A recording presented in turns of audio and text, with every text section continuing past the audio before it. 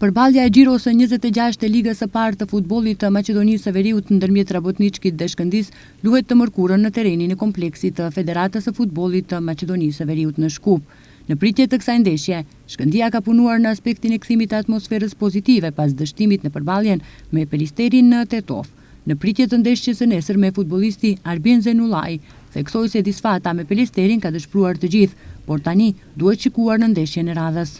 Thonë drejtën atë neshje i dëshpërum gjithë tifozit, mirë po dëshpërum edhe vetën tonë, pasi që nuk u desh që të lëmë pika të neshje, mirë po do t'jemi të gjithë, do të marrim gjithë përgjegjësi, do t'jemi vetë kritik dhe e mira e kësaj është që kemi neshje mas 3 ditëve për të përmirësu gabimin që bëm.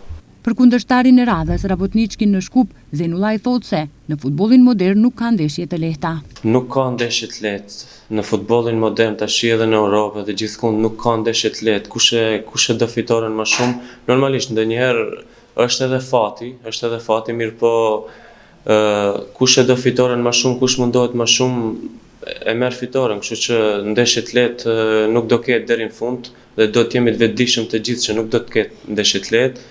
Prandaj duhet t'i marrim masat më herët që të gjithë të jemi të përgjegjshëm, të përqendruar, të japim maksimumin, sepse cilësi kemi dhe nëse ja futim edhe këto komponenta të tjerë, mendoj që Shkëndija nuk do ketë probleme për të fituar ndeshjen. Por nesër me fillim në ora 20 në Manastir do të zhvillohet ndeshja mes Pelisterit dhe Vardarit. 2 takimet të fundit të javës së 26 do të zhvillohen të njëjtën, po në fillim në ora 15:30 në përballje me Makedonia Gjorgje Petrov me Arsimin dhe Shkupi Struga Trimlum.